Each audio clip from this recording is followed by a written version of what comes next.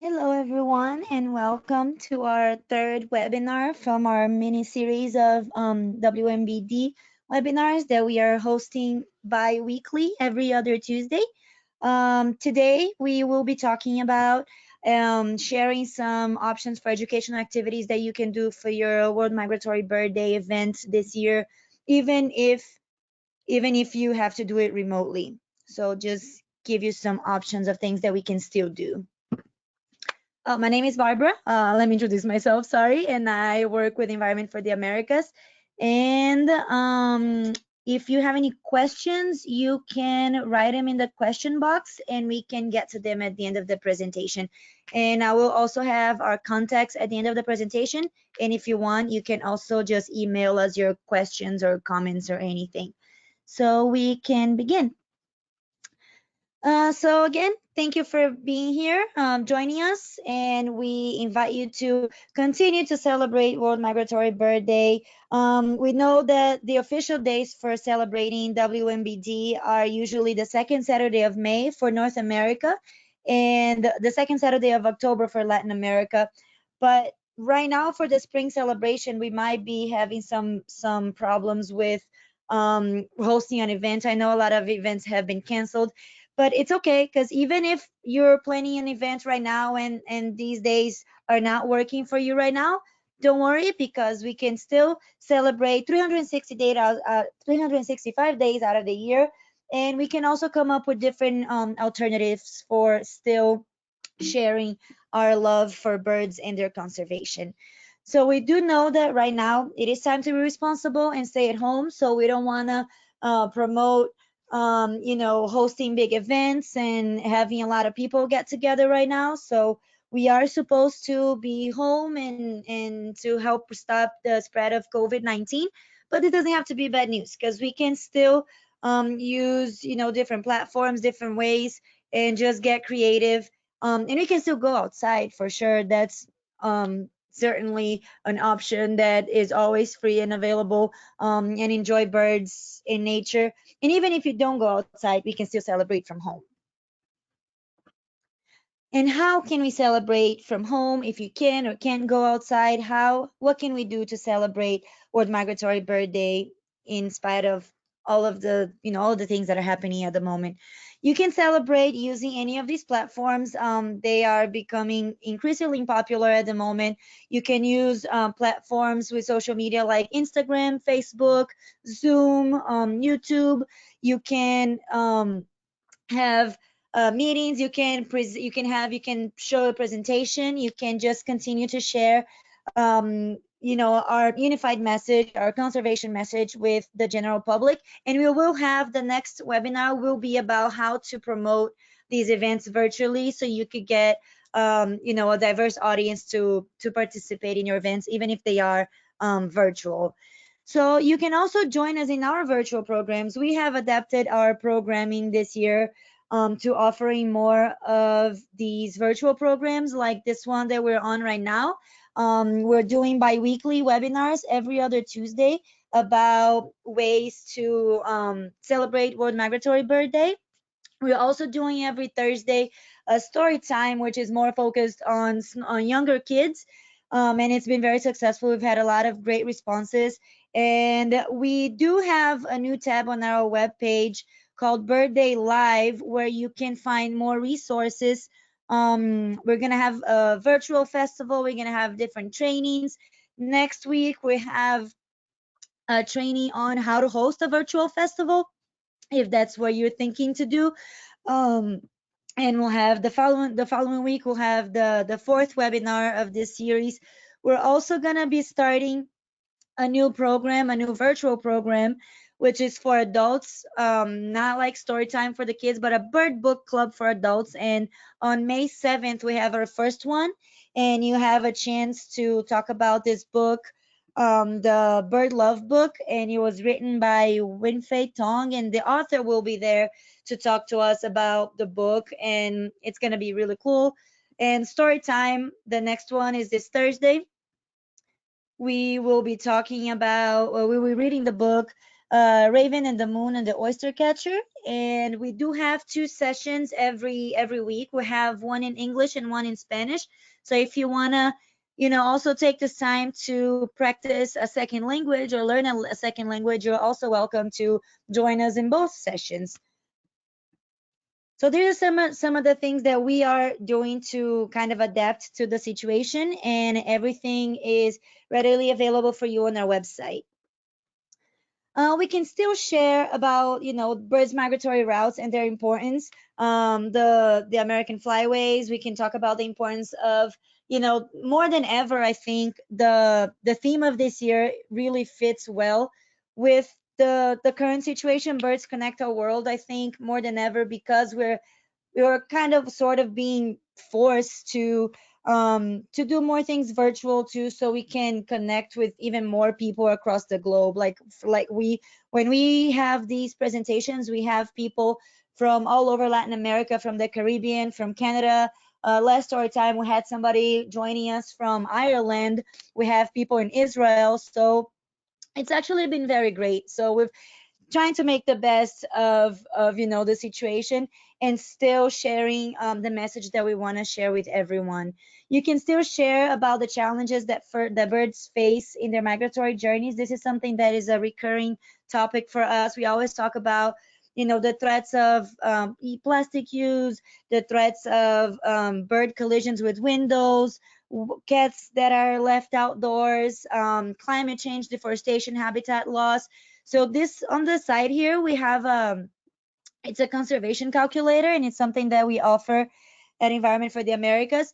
And this is a way for you to kind of see and give you points and rate your own efforts towards bird conservation. What do you do to help protect your habitats? What do you do about your windows? What do you do? Do you put stickers on your windows or any colorful strings or anything that can make them visible for birds so that they don't collide with them?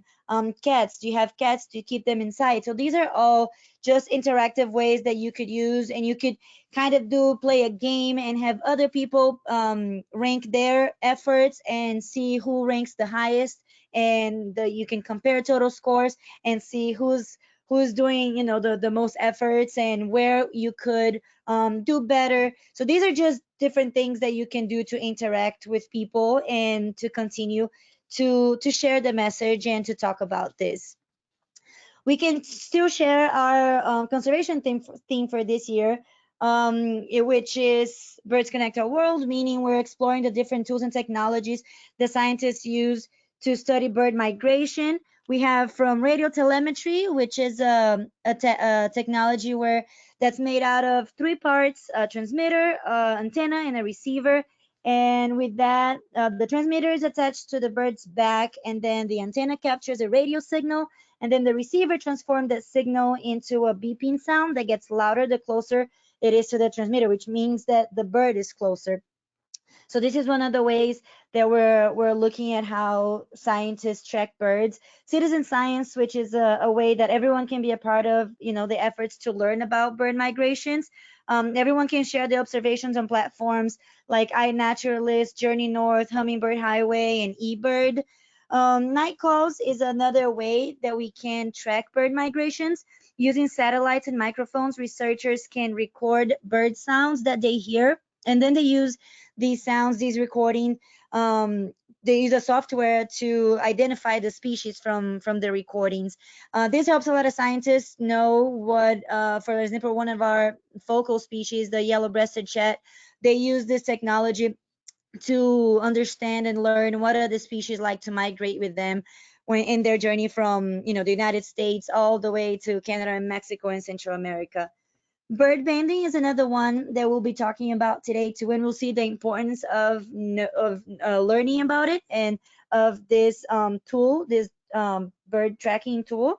And bird researchers used little metal bands, and each has a unique code that helps identify that individual bird.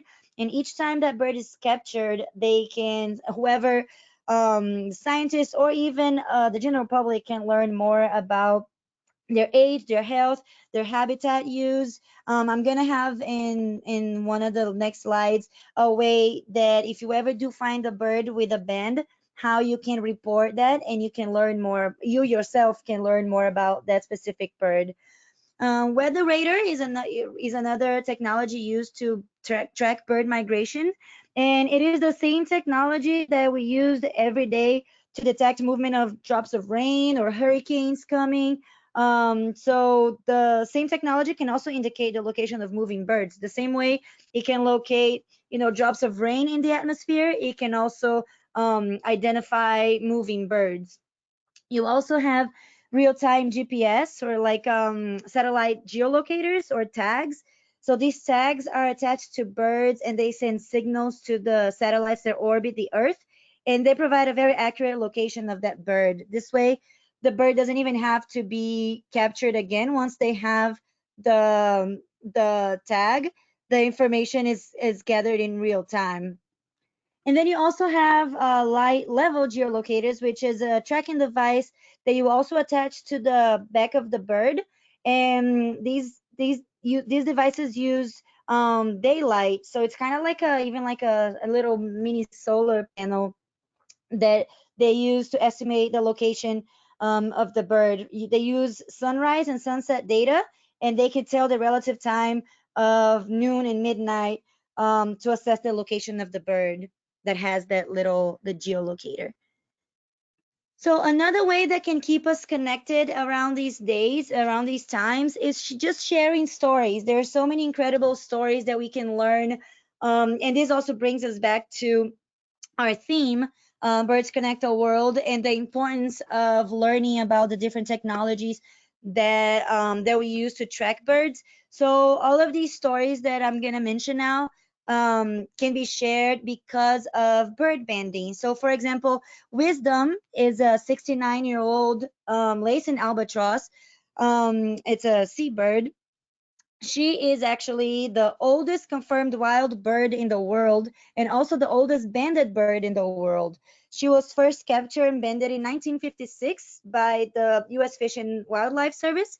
And at the time they estimated she was about 5 years old.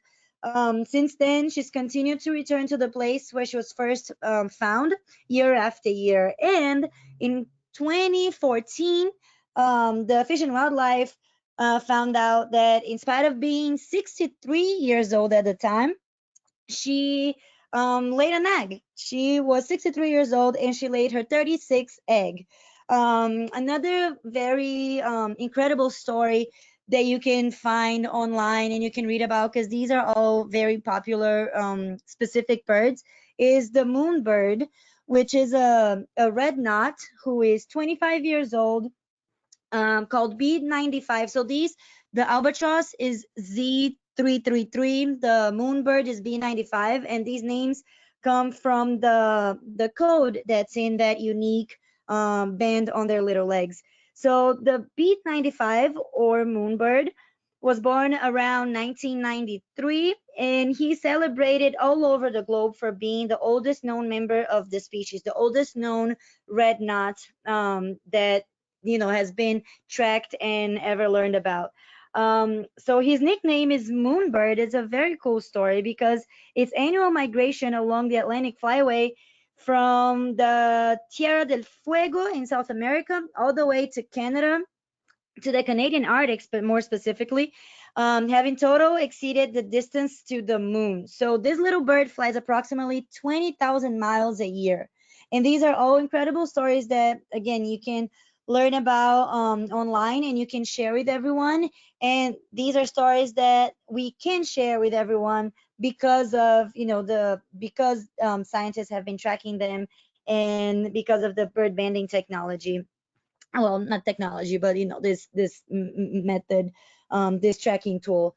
And another really cool story is, well, not a happy story this time, but a good way to learn the stories about these different birds is the Eurasian Wimbro that they named Hope. She was 8 years old. She was first banded in 2009 in Virginia, and they nicknamed her Hope when they did. They tracked her for a couple years. They tracked for more than 50,000 miles until from her breeding grounds in Canada all the way to her wintering sites in the Virgin Islands. And then after tracking her all these years for about 50,000 miles, she unfortunately and sadly disappeared in 2017. And scientists think that the reason for that was because that was when Hurricane Maria struck the Virgin Islands. So this is why these are things that we'll look at in these sandstorms, as well as all the other threats that we've mentioned that birds face during their migratory burns. These are just some of the factors that we try to tackle every year with World Migratory Bird Day.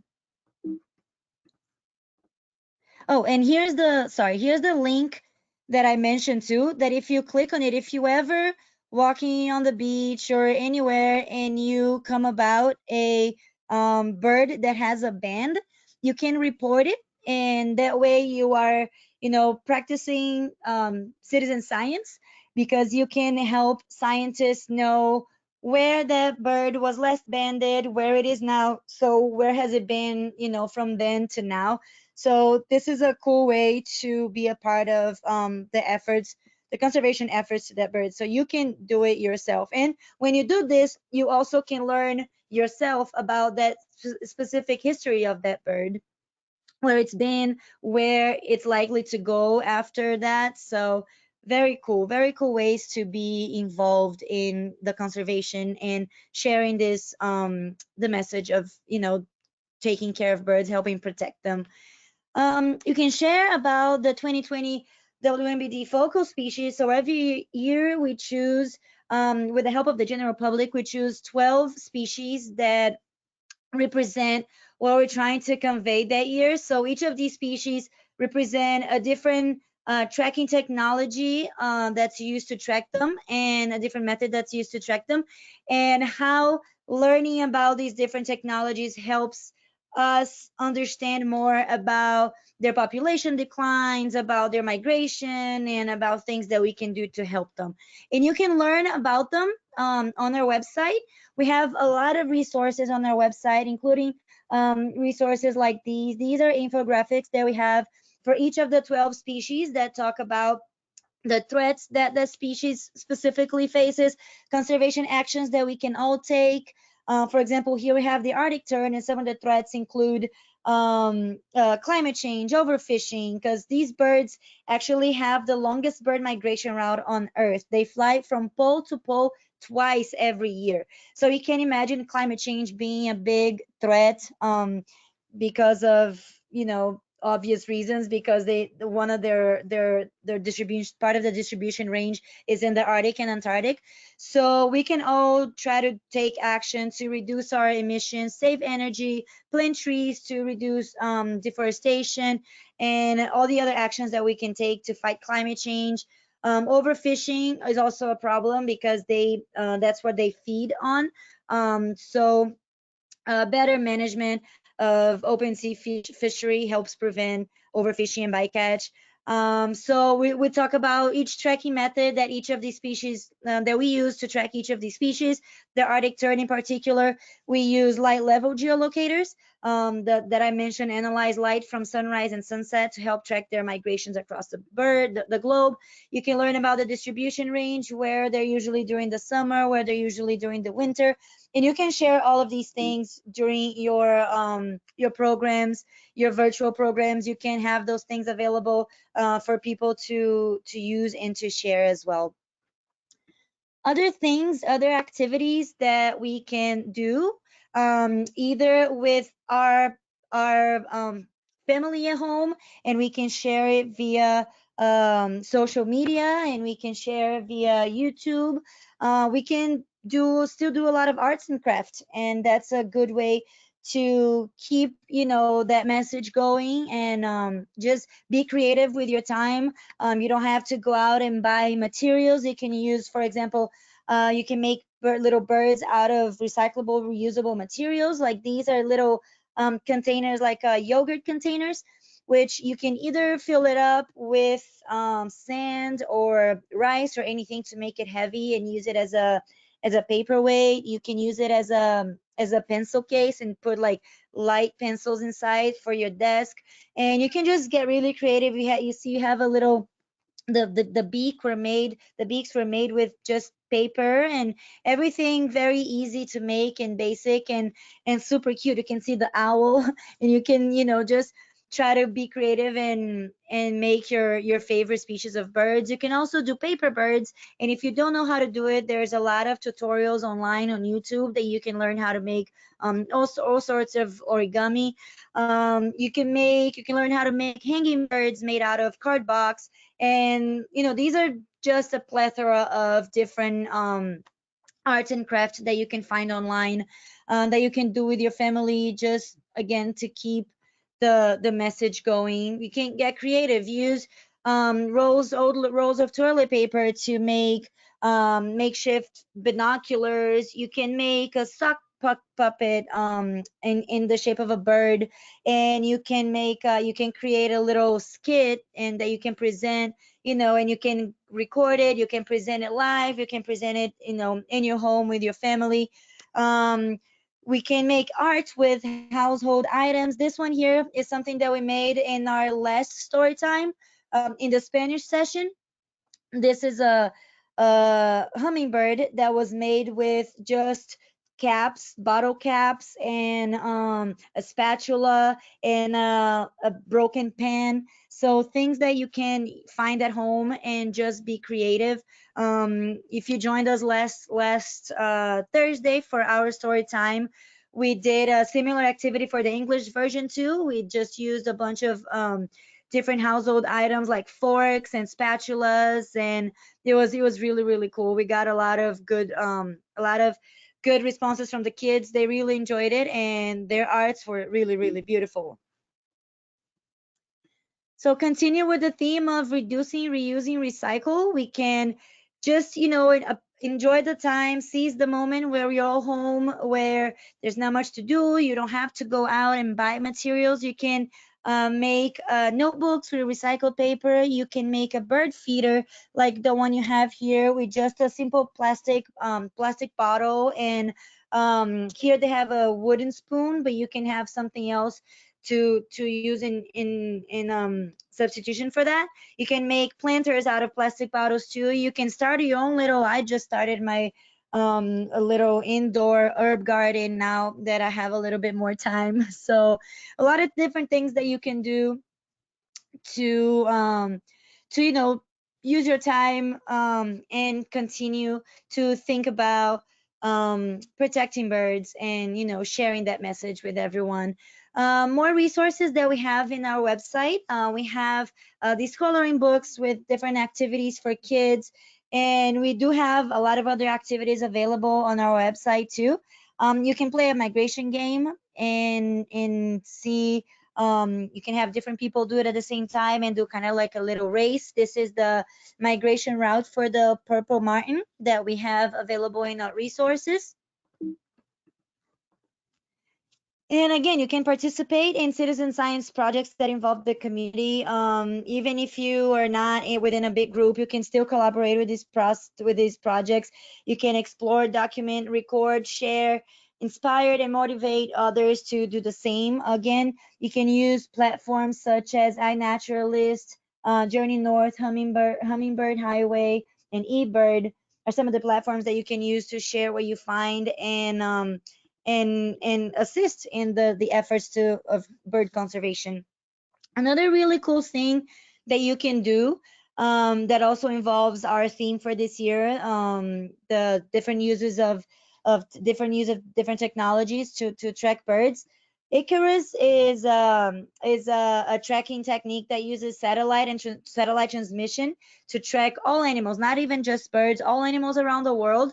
It allows for global observation of even small animals from space, and you can actually download the app.